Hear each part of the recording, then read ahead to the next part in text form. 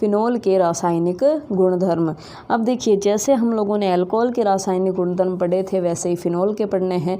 तो हमारे पास क्या है, मान लीजिए ये फिनोल है। तो बच्चों सबसे पहले हमें क्या करना पड़ेगा, इस OH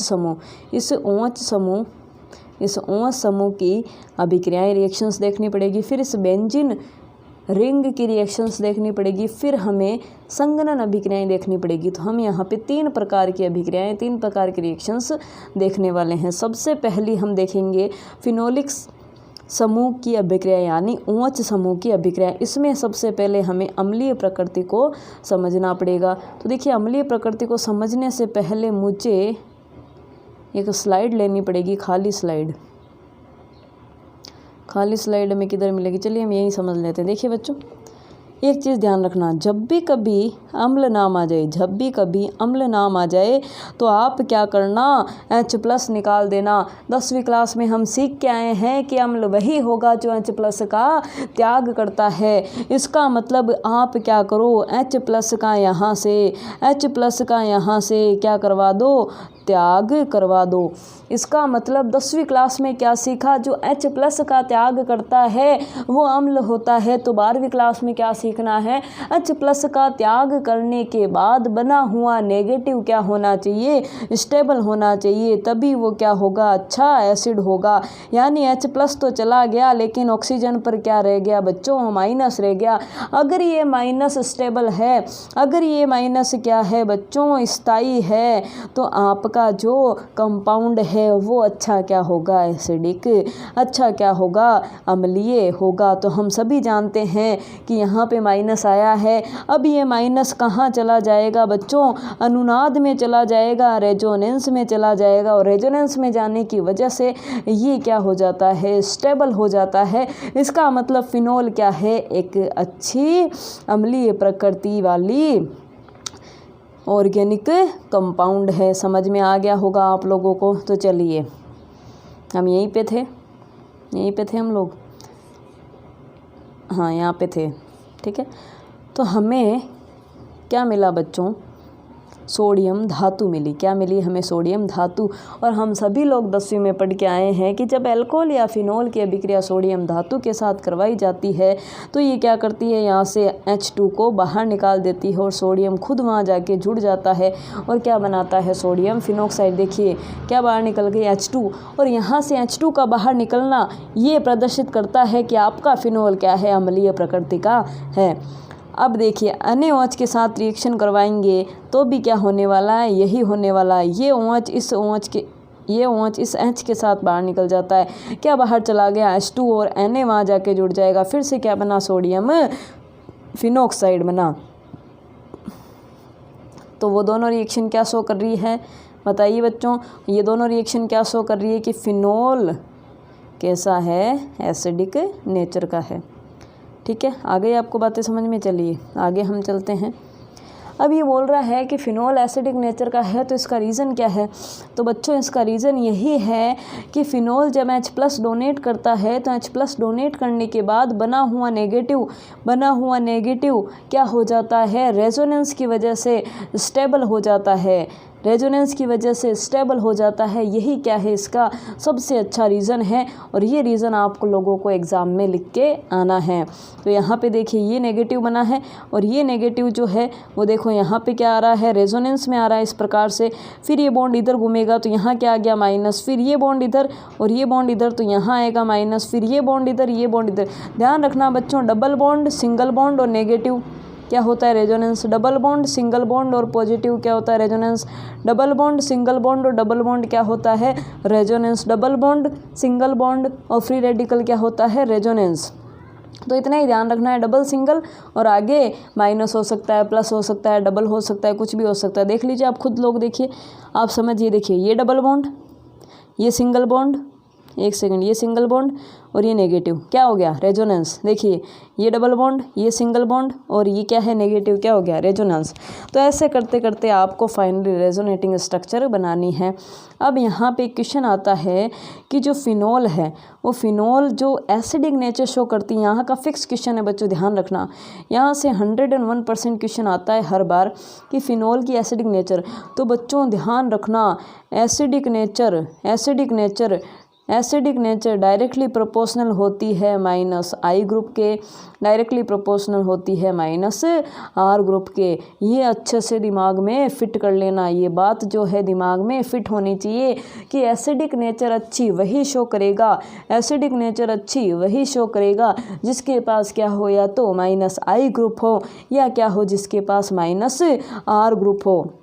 अगर प्लस आर हो गया बच्चों, ध्यान रखना, अगर प्लस आर हो गया तो एसिडिक नेचर के क्या होता है, वो व्युत्क्रमानुपाती होता है। और आप लोग 11th क्लास में ये सीख कर आए होंगे कि प्लस आर क्या होता है और माइनस आर क्या होता है। तो बच्चों एक बार मैं फिर बता दूं बच्चों, माइनस का मतलब होता है इलेक्ट्रॉन खींचने वाला, जैसे है NO2। NO2 क्या करता है, इलेक्ट्रॉन को बहुत ज़्यादा खींचने की टेंडेंसी रखता है, इसलिए NO2 को हम कौन सा बोलते हैं, माइनस वाला। हमारे पास है CH3 किसी भी प्रकार से इलेक्ट्रॉन को नहीं खींच पाता, ये हमेशा इलेक्ट्रॉन देने का काम करता है। क्या करता है, इलेक्ट्रॉन देने का काम, इसलिए इसको हमेशा हम क्या बोलते हैं, प्लस आई वाला बोलते हैं। तो समझ गए होंगे आप माइनस और प्लस की कहानी। तो देखिए यहाँ पे इस पूरी की पूरी थ्योरी का मतलब क्या है ये समझिए। आपके पास बच्चों, आपके पास क्या है, एक इस प्रकार की क्या है, फिनोल है, ठीक है। आपके पास क्या है, यहाँ पे एक इस प्रकार की फिनोल है, ठीक है। और आपके पास क्या है, एक इस प्रकार की फिनोल है। समझना, आप लोग इस चीज़ को समझना। और ऐसा ही क्वेश्चन आता है, आप पिछले पेपर उठा के देख सकते हैं। ये क्वेश्चन आप लोगों को देगा और वहाँ पे क्या पूछेगा कि इन तीनों को ये पहला, ये दूसरा और ये तीसरा, इन तीनों को अम्लीयता के घटते हुए क्रम में अरेंज करिए, घटते हुए क्रम में सेट करिए। तो बच्चों ध्यान रखना, अभी अभी मैंने क्या बोला, अम्लीयता एसिडिक नेचर समानुपाती होती है माइनस वाले के, और माइनस वाला अगर तुम्हें दिखे तो चुपचाप से उसकी अम्लीयता क्या कर देना, ज़्यादा कर देना। देखिए यहाँ पे ये फिनोल तो पूरी की पूरी सेम है, ये फिनोल तो पूरी की पूरी सब में ही सेम है, चेंज क्या है, ग्रुप चेंज है, वो ध्यान रखना है। यहाँ पे क्या है, NO2 ग्रुप है और यहाँ पे क्या है, CH3 ग्रुप है, बाकी एक तो बेचारी हमारी फिनोल ही है। और मैंने क्या बोला, माइनस वाला दिख जाए तो उसकी अम्लीयता क्या कर देना, ज़्यादा। और अभी हम लोगों ने सीखा कि NO2 क्या होता है, माइनस वाला होता है, इसका मतलब इस दूसरे की अम्लीयता क्या हो गई, सबसे ज़्यादा हो गई। फिर मैंने क्या बोला, अगर प्लस वाला दिख जाए, ये CH3 क्या है, प्लस वाला है, अगर प्लस वाला दिख जाए तो अम्लीयता सबसे कम कर देना, इसका मतलब इस तीसरे की अम्लीयता क्या है, सबसे कम है। बचा क्या, अब एक हमारे पास फिनोल बचा।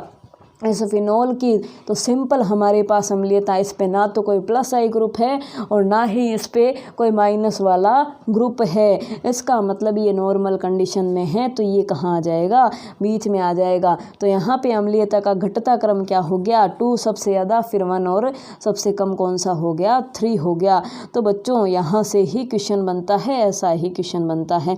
अब हम आगे चलते हैं और एक ये क्वेश्चन भी आप फिक्स कर लीजिए कि फिनोल तथा एल्कोहल की अम्लता की तुलना। बच्चों थ्योरी पढ़ने से ज़्यादा है हम डायरेक्ट क्वेश्चन करें। आप लोगों के पास क्या है, एक तो फिनोल है और एक आप लोगों के पास क्या है, एल्कोहल है। अब ये पूछ रहा है कि फिनोल में अगर आप H+ निकाल दें, एल्कोहल में अगर आप H+ निकाल दें तो अम्लीयता कौन अच्छी शो करेगा। तो H+ निकालने के बाद बच्चों ये क्या बनता है, OR- और फिनोल में H+ निकालने निकालने के बाद बच्चों ये क्या बनता है हमारे पास O-।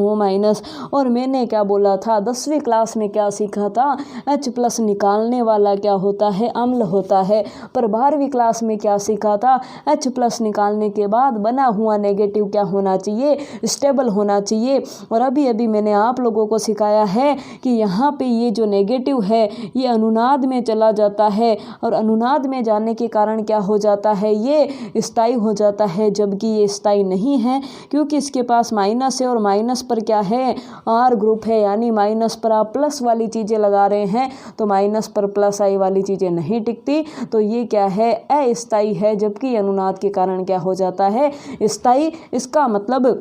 इसका मतलब अच्छा अम्ल कौन हो गया, अच्छा अम्ल हमारे पास फिनोल हो गया। तो ये आप लोगों को ध्यान रखना है और ऐसे ही आप लोगों को क्वेश्चन सोल्व करना है। आगे है फिनोल व कार्बोक्सिलिक एसिड की अम्लीयता की तुलना। तो यहाँ पे बच्चों कुछ भी नहीं है ज़्यादा, हम सिंपल जानते हैं कि फिनोल जो है वो कार्बोक्सिलिक एसिड से तो बहुत ही कम अम्लीय होता है। अब कार्बोक्सिलिक एसिड अम्लीयता कैसे शो करता है, तो इसकी रिएक्शन दे रखी है, ज़्यादा कुछ नहीं है, सिंपल रिएक्शन है कि जब हम कार्बोक्सिलिक एसिड यानी कोई भी हम क्या ले लें, कार्बोक्सिलिक एसिड ले लें और उसकी अगर हम क्या करवाएं, रिएक्शन करवाएं, किससे करवाएं, हम करवा देते हैं बच्चों NaHCO3 के साथ रिएक्शन करवा देते हैं। तो ये रिएक्शन क्या शो करती है, ये रिएक्शन शो करती है कि यहाँ से CO2 जो है वो बाहर निकल जाती है और यहाँ से CO2 का बाहर निकलना और यहाँ से ये भी जो H ग्रुप है ये भी बाहर निकल जाता है और CO2 का बुदबुदाहट के साथ बाहर निकलना, ये शो करता है कि ये क्या है, वीक बेस है। और वीक बेस यानी दुर्बल क्षार के साथ कौन रिएक्शन कर सकता है भाई साहब, सिर्फ और सिर्फ प्रबल अम्ल ही रिएक्शन कर सकता है। तो ये रिएक्शन क्या शो करती है कि प्रबल अम्ल कौन है, कार्बोक्सिलिक एसिड। जबकि यही रिएक्शन सेम हम किससे करवाएं, फिनोल से करवाएं, बिल्कुल यही हम ले लें NaHCO3 तो यहाँ पे कोई रिएक्शन नहीं होती है। तो ये रिएक्शन साफ साफ क्या शो करती है कि फिनोल और कार्बोक्सिलिक एसिड में से ज़्यादा अम्लीय कौन सा हो जाता है, कार्बोक्सिलिक एसिड हो जाता है। क्योंकि कार्बोक्सिलिक एसिड की हम दुर्बल क्षार के साथ रिएक्शन करवाते हैं तो हमें क्या मिलता है, CO2 गैस बुदबुदाहट के साथ मिलती है, जबकि फिनोल में ऐसा नहीं होता है। अगली रिएक्शन है जिंक के साथ। बच्चों बहुत ही अच्छी रिएक्शन है, हमारे पास क्या है, ये फिनोल है। फिनोल की रिएक्शन हम जिंक के साथ करवाते हैं तो ये जो जिंक होता है वो क्या करता है, यहाँ से ऑक्सीजन को ले जाता है तो क्या चला गया, ZnO चला गया। इसका मतलब सिर्फ और सिर्फ हमारे पास क्या बची, बेंजीन रिंग बची। अगली रिएक्शन है अमोनिया के साथ। तो अमोनिया के साथ रिएक्शन में ज़्यादा कुछ नहीं है बच्चों, सबसे पहले क्या ले, फिनोल ले लो। तो ये हम लोगों ने क्या ले लिया, फिनोल ले लिया और इसकी रिएक्शन किससे करवा दो, NH3 के साथ करवा दो। तो बच्चों यहाँ से देखिए, यहाँ से समझिए क्या था, NH3 था, तो यहाँ से आप लोग समझिए क्या बाहर निकलेगा, ये OH और NH3 में से एक H, तो क्या बाहर निकल गया, H2O बाहर निकल गया। और अब यहाँ पे क्या बचा, NH2, और ये NH2 जो है वो फिनोल पे आके चिपक जाएगा। यानी यहाँ पे जब हमने NH3 के साथ रिएक्शन करवाई तो हम लोगों ने क्या देखा, क्या मिला हमें, ये बेंजीन रिंग के साथ कौन चिपक गया, NH2 चिपक गया और हम लोगों ने क्या बना लिया, एनिलीन बना लिया। इसे क्या बोलते हैं, एनिलीन बोलते हैं। बेंजीन के ऊपर NH2 क्या होता है, एनिलीन होता है। अगली रिएक्शन है फॉस्फोरस पेंटाक्लोराइड। सभी जानते हैं, मैंने पहले ही बोला था जब जब PCl5 आए तो हमें POCl3+HCl बाहर निकालना है और इस OH की जगह क्या लगा देना है, क्लोरीन लगा देना है। बस इतना सा काम करना है। अगला है ईथरीकरण, यानी हमें ईथर बनाना है। फिनोल ले लिया, फिनोल की रिएक्शन NaOH के साथ करवा दी तो बच्चों यहाँ से क्या बाहर निकलेगा, H2O बाहर निकल गया, बचा क्या, Na, और Na क्या हो गया, इस ऑक्सीजन से चिपक गया। फिर हम लोगों ने क्या लिया, एल्किल हैलाइड लिया और एल्किल हैलाइड में भी हम लोगों ने CH3 लिया, आयोडाइड ले लिया। और बच्चों यहाँ से क्या दिखाई दे रहा है, NaI बाहर निकल रहा है। कौन निकल गया, NaI बाहर निकल गया और ये CH3 यहाँ आके जुड़ गया तो क्या बन गया, OCH3। और देखो क्या बन गया, समझिए ROR क्या होता है, ईथर होता है, यही तो है। ये R ग्रुप, ये ऑक्सीजन और ये CH3 क्या हो गया, ROR ग्रुप हो गया। बस इतना सा आप लोगों को काम करना है, ज़्यादा आप लोगों को दिमाग नहीं लगाना है। ठीक है। अगली रिएक्शन हम लोग देखते हैं। चलिए अगली रिएक्शन है एस्टरीकरण। बिल्कुल वैसे ही है, सबसे पहले ध्यान होना चाहिए एस्टर क्या होता है। तो ये मैंने आप लोगों को याद करवा रखा है कि ऐसा ग्रुप क्या होता है, एस्टर होता है। मैंने कैसे याद करवाया था, कार्बोक्सिलिक एसिड के OH की जगह क्या लगा दो, OR लगा दो, तो वो क्या हो जाएगा, एस्टर हो जाएगा। तो इसमें भी ज़्यादा कुछ नहीं है, सिंपल आप लोगों को क्या करना है, फिनोल लेना है और फिनोल की रिएक्शन किससे करवानी है, कार्बोक्सिलिक एसिड से। कार्बोक्सिलिक एसिड क्या होता है, C डबल बॉन्ड O, एक second, C double bond O ऐसे लिख लीजिए, चलो R C double bond O OH, ये क्या है, कार्बोक्सिलिक एसिड है। अब यहाँ पे क्या होगा बच्चों, बहुत ही मज़ेदार रिएक्शन है, बहुत ही मज़ेदार रिएक्शन है। यहाँ से क्या होगा, ये H और ये OH बाहर चला जाएगा, यानी क्या बाहर निकल गया, H2 बाहर निकल गया। तो बचा क्या, जो बचा है उसको लिख लो, बेंजीन रिंग बची है, ऑक्सीजन बचा है, C डबल बॉन्ड O बचा है और ये R बचा है। तो इसी ग्रुप को तो हम क्या बोलते थे, एस्टर बोलते थे। चलिए जी अगली रिएक्शन, बेंजोइलीकरण। इसमें कुछ नहीं करना है, जब बेंजोइलीकरण की बात करें तो आपको क्या लेना है, सबसे पहले फिनोल लेना है, सबसे पहले फिनोल लेना है। और बेंजोइलीकरण का मतलब होता है बच्चों, बेंजीन रिंग और उसके ऊपर COCl, बस इतना सा काम करना है और आप लोगों को कुछ भी ध्यान नहीं रखना। और क्या बाहर निकल रहा है, यहाँ से HCl बाहर निकल रहा है। तो क्या बच गया, जो बच गया उसे लिख लो, ये बेंजीन रिंग बच गई, ये O बच गया, इस O से इस C डबल बॉन्ड O और इस रिंग को आप जोड़ दीजिए बस। तो क्या बन जाएगा, फेनिल बेंजोएट। बस इतना सा काम करना है। तो देखिए जगह नहीं है, आप लोग समझ गए होंगे, लिख लेते हैं। देखिए क्या बना, क्या देखिए, ये बेंजीन रिंग, ये O और O के बाद ये वाला कार्बन आएगा, एक सेकंड, तो ये कार्बन, ये C डबल बॉन्ड O और इस कार्बन से फिर से क्या लगी हुई, बेंजीन रिंग। तो आप लोग समझ गए होंगे। तो ये आप लोगों की सिर्फ HCl बाहर निकाल के जो बचा है उसको जोड़ दीजिए। फिर है ऑक्सीकरण, और ये रिएक्शन मैंने आप लोगों को जस्ट अभी करवाई है। ऑक्सीकरण मैंने बोला था फिनोल को खुला छोड़ देते हैं तो क्या बन जाता है, बेंजोक्विनोन। और बेंजोक्विनोन गुलाबी रंग का होता है, किस रंग का, गुलाबी रंग का होता है। तो फिनोल कैसी हो जाती है, गुलाबी। और इसे वेरी वेरी इंपॉर्टेंट करके लिख लीजिए। अब है बेंजीन वलय की अभिक्रियाएं, सेकंड रिएक्शन है ये, यानी सबसे पहले हम पढ़ेंगे नाइट्रीकरण। बच्चों ध्यान रखना, फिनोल क्या होती है, फिनोल क्या होती है, न्यूक्लियोफिलिक होती है, यानी नाभिक स्नेही होती है, क्योंकि फिनोल के पास इलेक्ट्रॉन क्या होते हैं, बहुत ही ज़्यादा होते हैं। इसका मतलब फिनोल नाभिक स्नेही है, तो इस पर कौन अटैक करेगा, इलेक्ट्रॉन स्नेही। और तनु HNO2 क्या प्रोवाइड करवाता है, NO2+। और NO2+ कहाँ अटैक करेगा, फिनोल के या तो ऑर्थो पे या पेरा पे। तो फिनोल के ऑर्थो और पेरा पे अटैक करके क्या बना देगा, ऑर्थो नाइट्रोफिनोल और पेरा नाइट्रोफिनोल। अब देखिए मैंने बोला ना NO2+, अब ये NO2+ कैसे बना है इसकी जानकारी समझ लीजिए। जब HNO3 के साथ क्या रिएक्शन करता है, दूसरा HNO3 रिएक्शन करता है, तो यहाँ से एक H2 बाहर निकलता है और NO2+ बाहर निकलता है और NO3- बाहर निकलता है।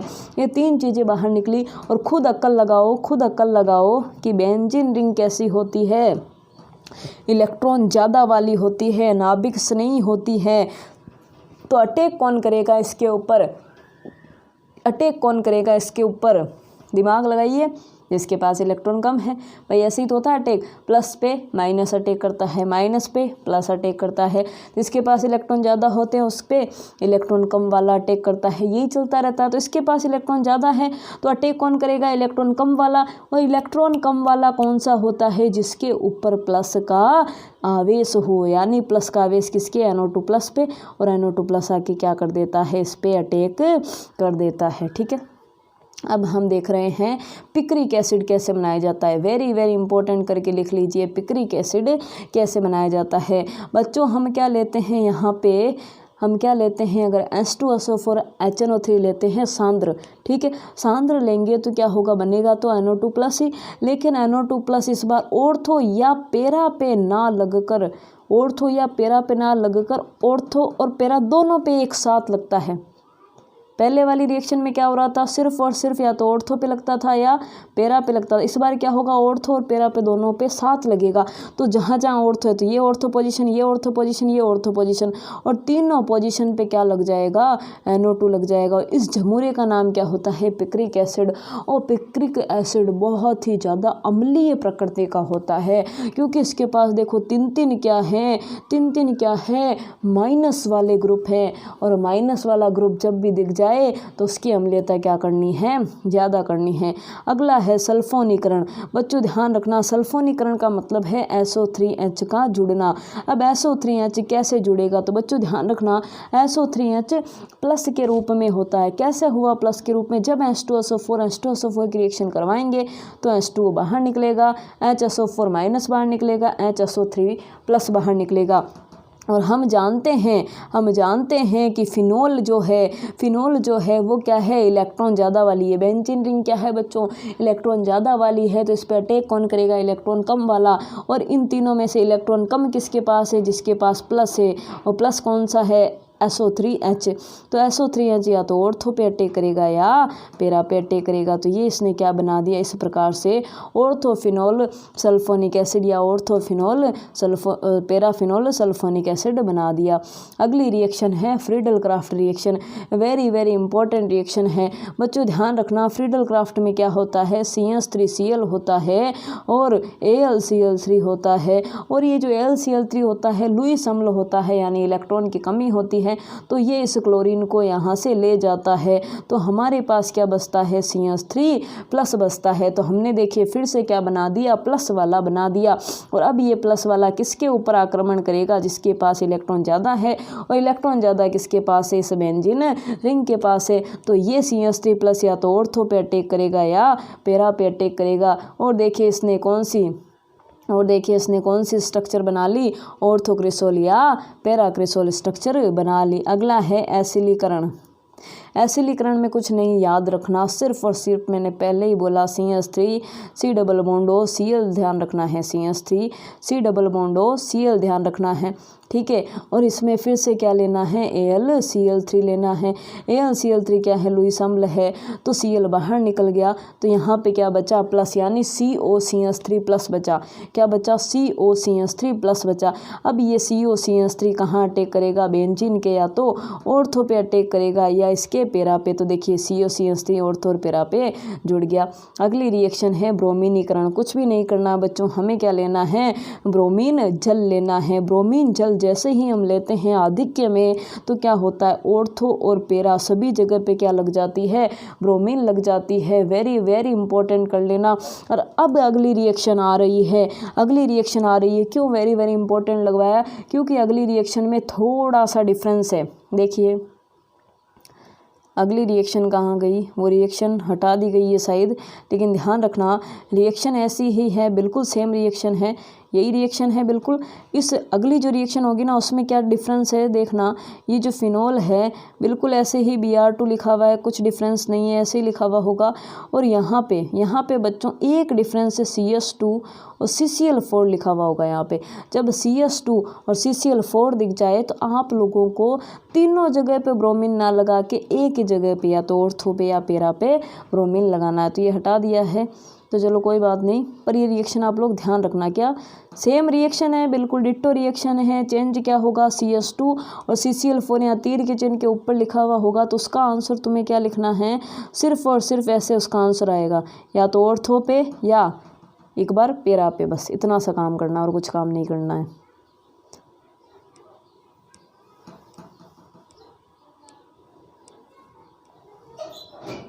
तो आज का वीडियो हम यहीं पर रखते हैं। तो अगर आप चैनल पर नए हैं तो सब्सक्राइब कर लीजिए। अगला हम फॉर्मूलीकरण से स्टार्ट करेंगे, उसके बाद ज़्यादा कुछ नहीं है, थोड़ी सी 2-4 रिएक्शन है। संगणन रिएक्शन थोड़ी इंपॉर्टेंट है, फिर फिनॉल के उपयोग वगैरह हम देख लेंगे। Thank you for watching. Channel पे नए हैं तो सब्सक्राइब जरूर करें, शेयर जरूर करें।